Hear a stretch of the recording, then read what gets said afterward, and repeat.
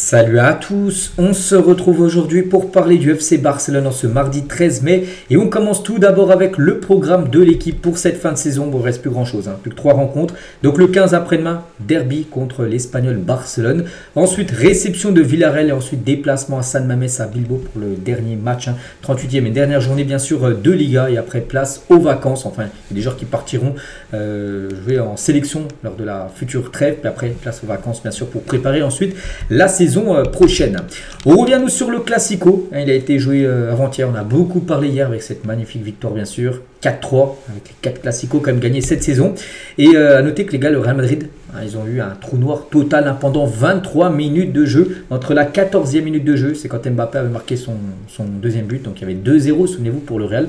Donc de la 14e minute de jeu à la 37e minute de jeu, le Real Madrid n'a pas dépassé le rond central, la ligne médiane. Ils n'ont pas réussi à toucher le ballon dans le camp du Barça. Pendant 23 minutes de jeu, le Barça met tellement une énorme pression au Real Madrid qu'ils n'ont pas vu le jour en gros. Et c'est pendant ce moment-là, tellement qu'il y a une grosse pression que le Barça a enchaîné les buts bien sûr et ont pu marquer 4 buts en première période pour faire une sacrée remontada. Toujours avec une petite info concernant la rencontre, le Barça a quand même couru 10 km de plus que les joueurs du Real Madrid lors du Classico avant-hier. Ça se ressent, 10 km, c'est énorme. Voilà, en gros, les joueurs du FC Barcelone en voulaient beaucoup plus que les joueurs du Real Madrid lors de cette rencontre. Et n'oubliez pas les gars qu'il y a quelques mois, donc c'était en janvier dernier, regardez, c'était lors de la 18e journée, donc là on est à la 35. Donc là on va dire à moitié moins de journée. Le Real Madrid avait 3 points et le Barça avait 35 points. Il y avait 8 points d'écart. Le Barça n'était pas au mieux. Il y avait l'Atlético en plus qui était deuxième. Et depuis les gars, depuis ça a été totalement changement de situation. Remontada, ça soit score on peut dire avant-hier ou même remontada au classement. Et cette fois-ci on peut dire que maintenant c'est le Barça qui a maintenant 7 points d'avance sur le Real Madrid et quasiment le titre de la Liga acquis. On va parler de Rafinha. Rafinha comme il a été très très bon lors des grands matchs cette saison contre le Real Madrid. N'oubliez pas, il y a eu quand même 4 Classicos cette saison. Il a marqué 7 buts et passes D, enfin cumulé, des buts et passes D. 7 fois il a été décisif contre le Real. C'est quand même pas mal, c'est même très très bien. L'Atlético Madrid, donc 3 buts et passes D, cumulés pour lui. Il y a eu l'Inter 2 fois, il a été décisif. Dortmund 4 fois, Benfica 6 fois, le Bayern Munich 3 fois, ça avait été un triplé de buts. Et l'Atalanta, ça avait été un but, enfin je ne sais plus combien, mais 2 fois il a été décisif. C'est des grands matchs, voilà, le Real, Atlético, l'Inter, Dortmund, Benfica, tout ça. Et à chaque fois, il a répondu présent, souvent en étant décisif, bien sûr.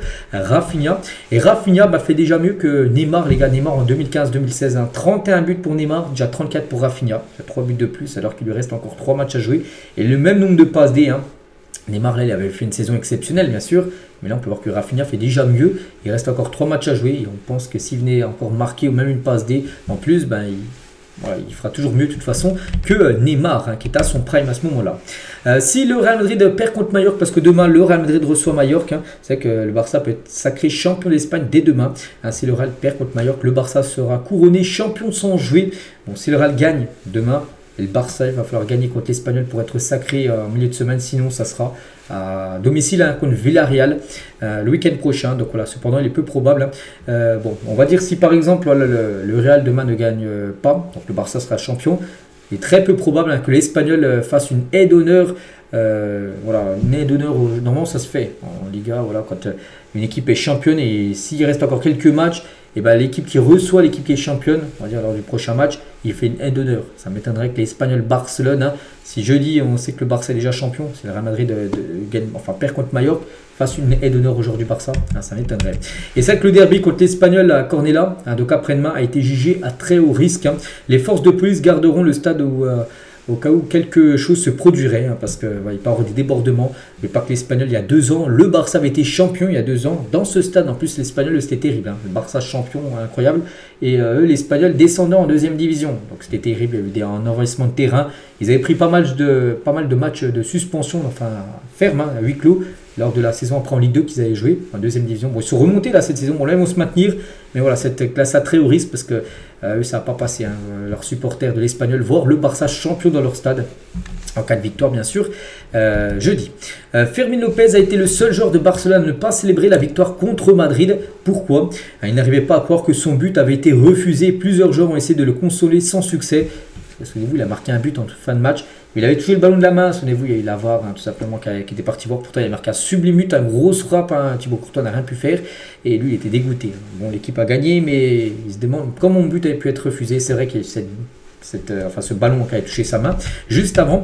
Et avant le Classico, un Fermin qui a commencé sur le banc, il a commencé à frotter le crâne de chauve de José de la Fuente pour lui porter chance. C'est un adjoint en gros d'Hansi Flick. Je sais pas, souvent il fait ça, il touche son crâne, puis ça porte chance. Oui, ça porte chance avec bien sûr cette victoire lors du Classico.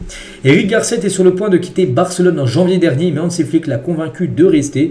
Maintenant, on s'attend à ce qu'il renouvelle son contrat au club et continue pendant de nombreuses années. C'est vrai que lui, tout a changé quand même pour Eric Garcia, proche du départ et maintenant... Il a joué parfaitement bien comme poste de latéral droit pour remplacer Jules Koundé actuellement blessé et il devrait maintenant prolonger son contrat, le défenseur espagnol. Le Barça a gagné quand même quasiment 14 millions d'euros pour le Classico avant-hier de la part du club. Ils disent que c'est un nouveau record sur une journée.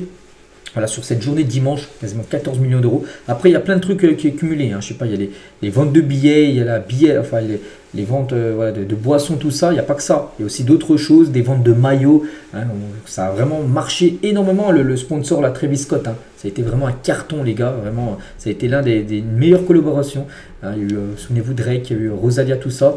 La meilleure, où le Barça a gagné le plus d'argent, c'est grâce à Travis Scott lors de ce Classico avec énormément de maillots vendus.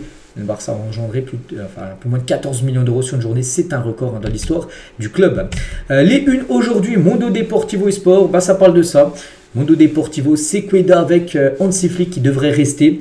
Et ça parle de Carlo Ancelotti, lui qui s'en va. Ancelotti, c'est le club rival sur le Real Madrid. Et lui, c'est le départ. Regardez, Mundo Deportivo et Ancelotti aussi, Sport, qui est un journal du Barça. Mais ça parle du coach du Real Madrid qui va devenir le nouveau coach du Brésil dès la saison prochaine. Donc du côté du Real, c'est Xabi Alonso qui devrait coacher l'équipe du Real Madrid. Une petite info concernant le rival, le Real Madrid. Et pour revenir sur Hansi Flick, donc accord trouvé pour une prolongation de contrat entre le Barça et Hansi Flick. Un renouvellement jusqu'en 2027 est déjà acté verbalement. Ça a déjà été conclu verbalement. Maintenant, il faut mettre ça par écrit pour que ça soit officiel. Voilà, donc il aurait prolongé d'une année supplémentaire et c'est amplement mérité, bien sûr, pour Hansi Flick. Voilà, ça sera bientôt officiel d'après Fabrizio Romano. Quelques déclarations de Chesney. Il revient sur le match, bien sûr, sur le Classique. Honnêtement, j'admire la mentalité de Mbappé, même si les choses sont vraiment difficiles pour son équipe du Real, qui roule sur cette fin de saison.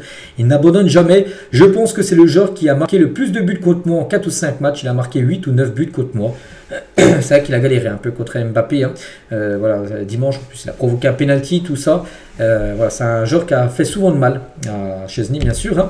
Toujours avec Chesney, donc je me fiche de ce qu'ils disent. Cette équipe est déjà la meilleure au monde cette saison. Malheureusement, nous n'avons pas tout gagné.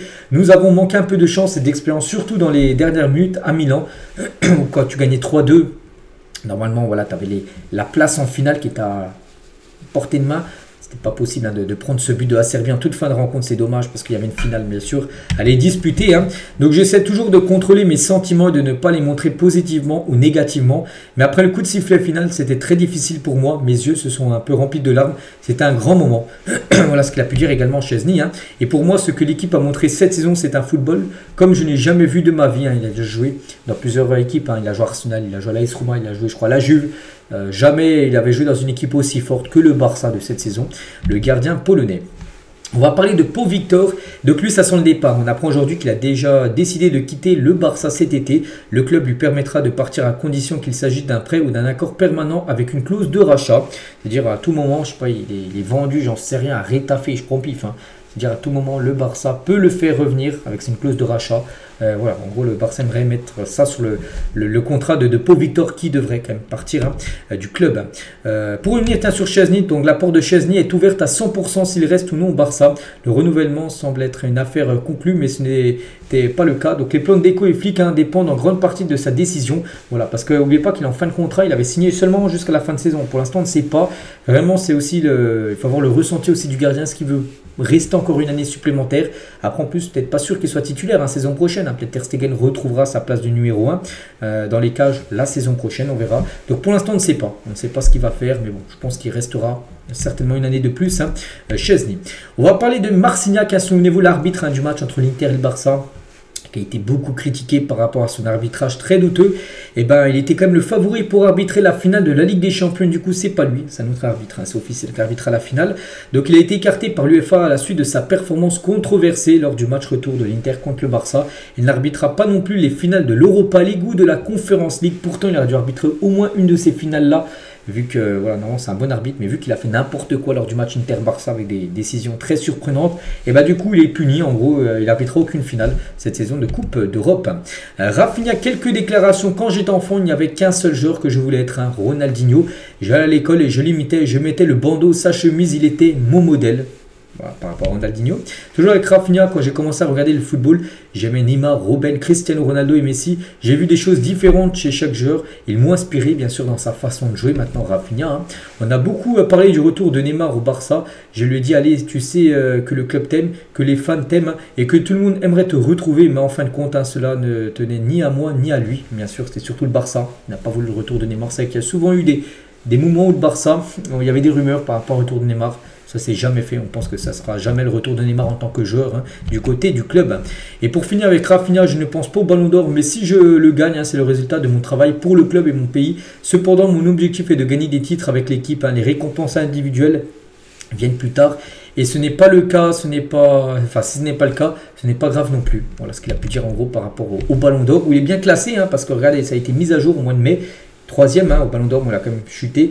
Bon, le premier, c'est quand même Lamine Yamal, actuellement le grand favori pour remporter le Ballon d'Or. On verra, n'oubliez pas que le Ballon d'Or sera décerné en octobre prochain. Donc voilà les gars ce qu'il y avait à dire aujourd'hui. J'espère que ça vous a plu. On se retrouve demain.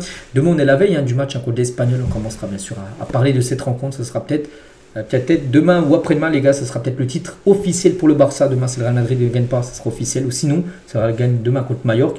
Et ben le Barça, il faudra gagner contre l'Espagnol pour valider bien sûr cette Liga. Donc voilà ce qu'il y a à dire. Bonne journée à vous et à demain.